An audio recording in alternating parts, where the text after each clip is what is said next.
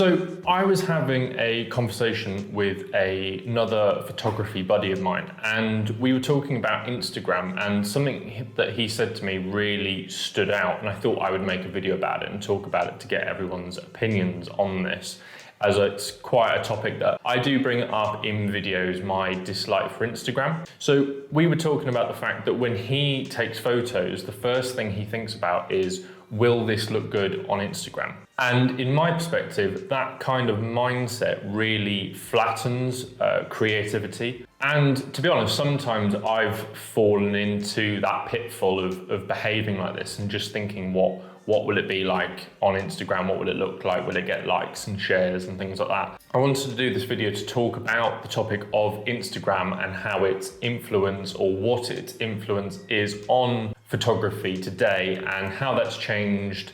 You know, is it really good for you mentally and for your creativity? And what are some other avenues you can look at if you want to maybe move away from Instagram? Or, you know, where can you put your photos? What can you do as a creative?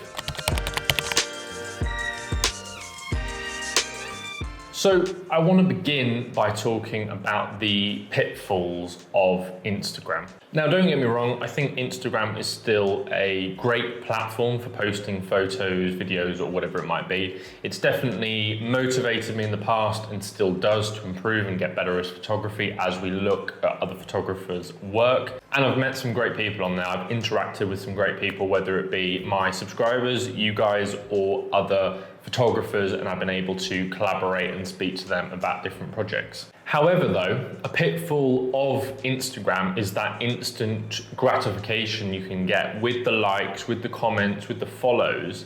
It can influence the photos that you take and how you take them, because you're trying to take them to get those likes, to get those comments, and to be, you know, get that Instagrammable photo that I always talk about, and how I don't like that term. I hate that term. I think travel photography is a fantastic example of what I'm talking about. You see the same shot over and over again in the same locations. Doesn't matter whether it's, you know, Big Ben, Mount Fuji, New York, you know, it's typically people will go on, and I kind of see why people do this. You want to get good photos, and you go on Instagram and you see where people are taking photos. But I believe I want to say it's in New York, but there's a particular sunrise photo you can get, and it's great that people go there. Hundreds of photographers go there and get a photo of this. But it's all the same photo that's already been done from however many years. And I guess you can put your own spin on it, but I think it always lacks a bit of creativity and a bit of thought. Whilst you're very unlikely to have taken a photo of something for the first time, especially in a busy city, better that you've taken a photo that maybe 5 or 10 people have, rather than hundreds of thousands, in my opinion. Take my recent trip this year to Madeira, where I went to the Stairway to Heaven. It's a huge Instagrammable spot. However, when I went there, it wasn't really the right weather for it, but it's a good example of, you've got massive amount of people going there, and we went up there later and it was absolutely chocker with people just trying to get a photo of this particular staircase. Now, it was a nice place to go. I think Instagram has maybe ruined it a little bit in the fact that there's so many people there, it's very hard to enjoy it. And I could have taken a photo of it, but I just thought it's just going to be like everyone else's photo. I didn't really feel I could have added anything to it. So what I'm trying to say is, for me, that particular experience in Madeira wasn't meaningful or memorable, and I took far better photos when I went into the city centre, Funchal, or when I went around the rest of the island, and I went to places that maybe not too many people go to, and I got far better photos than if I'd have just gone to all the little Instagrammable spots within Madeira. And I think that's a good example, and travel photography is a great example of what I'm talking about here.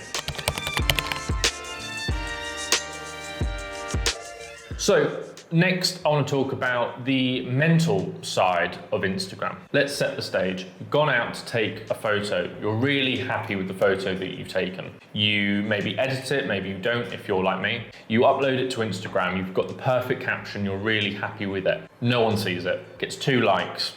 no one cares. How does that make you feel? Because I know if it was me, it's not really that great, is it?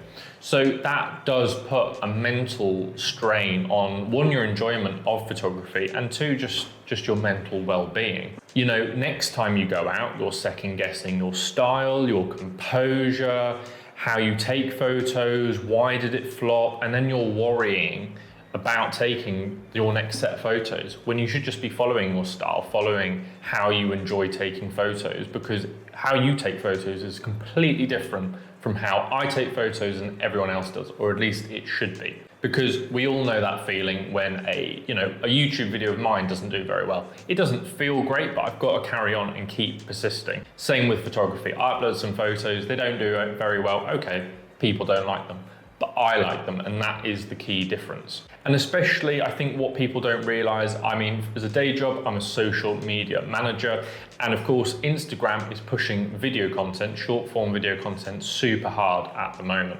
So as a photographer, unless you're also doing video content, it's becoming increasingly more difficult to actually get views, get likes, get comments on just posts.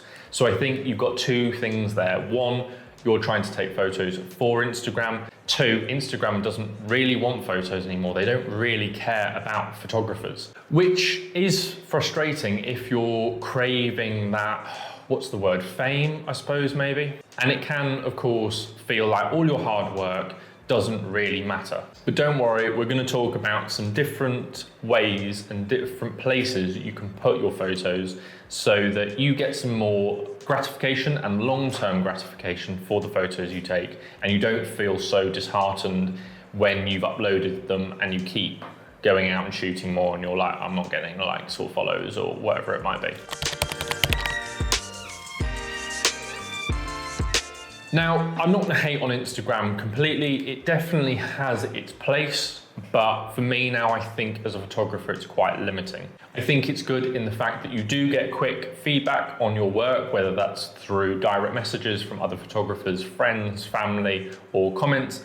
And obviously it's a great way of meeting other photographers, as Instagram's been around for a very long time. And I get a lot of people following me, which they've got very niche accounts, but they've still got thousands of followers. And it's really cool to just see all these little niche people about connecting with you and following you and liking your work. That's really quite cool.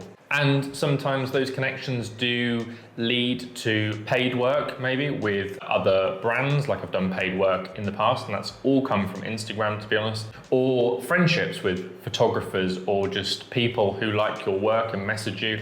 And I think for me as a content creator now, even though I hate calling myself a content creator, it's a great way for you guys to message me, ask me questions. I've had one recently, and it's just a good way of you guys trying to connect with me. And actually, you know, I am a real person. You can message me on Instagram and I will tend to answer as quick as I possibly can. But the big caveat with Instagram is you need to be in control of it at all times, physically and mentally. Use it, but do not let it use you. I think your feed shouldn't set your goals or expectations. So all the other amazing photos you see, do not let them set the expectations for the photos you should take. I certainly don't. I mean, I've seen photo of the year a few times on Instagram pop up from a few different contests. And when you see the raw versus the edited, they look a hell of a lot different. There are some very talented people out there on Photoshop. So I would not try and make your goal or your creativity around what other people's Instagram photos look like. Just focus on you, focus on your style, your aesthetic, whatever that might be, your creative mindset and process, and don't worry about anyone else, because no one cares and you shouldn't care either. So it might be like, great, Callum, I'm going to delete my Instagram account, but what else should I do? I want to post my photos somewhere or do something with them. I can't just keep taking photos, backing them up, and then never doing anything with them. So I've got a few different suggestions for you. Firstly, I want you to remember that you should be shooting for yourself, no one else. Do not shoot for anyone else, just shoot for yourself. Secondly, you can share your work selectively with friends, families, colleagues, and other photographers, whether that be through your online cloud system or maybe sharing them some other way. You can be selecting a little portfolio of your work and sharing it to people. I think entering contests and events is fantastic. It's not something I've done yet, as I think it's one of them, no one has all the time in the world. However, I think entering contests, one, you would maybe get some gratification from the fact that your photos might place in a certain category, or you might get an accolade for them. But it's something you should consider, maybe entering some photography contests. Another one, and you'll see it in the background, there, printing off your work. Printing off my work has revolutionized how I take photos and how I view photos. I've done a whole video on it, so I'm not going to ramble on about it, but you should definitely consider printing off your work in some capacity, because you get to see it in real life, which is super cool and makes you feel like a professional photographer when you do it. And it's going back, it's old school. You can just flick through an album book of your photos, which is so much nicer than just flicking through them on your phone. Next is going to be starting a blog or having some form of online portfolio. Now again, I've done a video on this channel talking about a site that I use. They did sponsor a video and we talked about it, so I can drop a link to that video. However, it doesn't really matter where you put your photos, but having some form of online gallery, even if you're just a hobbyist, is a really cool way to share your work to different brands, colleagues, other photographers, and people that are interested in your work. And you don't know where that might lead you, or the traction. People might start asking for prints. Brands might start wanting to collab with you because you're using their camera, or you've taken a picture of their equipment or whatever it might be, and they want to start working with you. And before you know it, your hobby might turn into a job. So I always say this to everyone, you should definitely invest in a website. They don't cost a lot, and if you're taking this hobby seriously, because these cost a lot, I would suggest investing in a website. Lastly, I'm going to talk about other social media platforms. Instagram isn't the be all and end all anymore. There are tons of other photography-based social media platforms out there. None of them have got the same traction or the same audience that Instagram have. They are extremely niche still, because it's very hard to get people to move off a platform. But there's one like VERO. I can't actually pronounce the name of it correctly, so forgive me. But it's a more photography-based platform, and it's better for photographers. However, you're probably still not going to see the traction like you might do on Instagram, because obviously the audience is so small. But think about maybe some other social media platforms. I mean, you could think about it, like I post on Reddit a few times in the subreddits for Fujifilm and X100VI. And I get great traction on my videos, I get great comments, generally speaking. Get a few haters, but everyone does. And again, I think that is a good and better alternative to Instagram. So yeah, maybe something like Reddit you should be thinking about.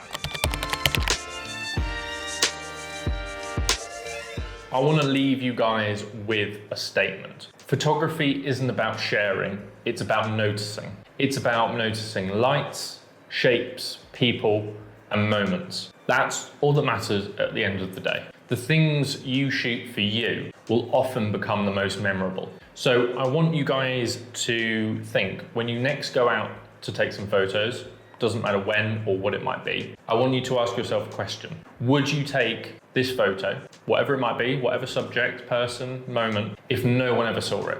If you were the only person that ever saw that photo that you took, would you still take it? If the answer is yes, take that photo. So everyone, hopefully that wasn't too deep and too heavy, and you did get some enjoyment out of it. It's a topic that I've been thinking about for months and months now, and I've been trying to figure out how to make it into a video, how to contextualize my thoughts. So hopefully you guys have enjoyed, hopefully you found some value from this video, and yeah, like I always say, catch everyone in the next video. Cheers guys.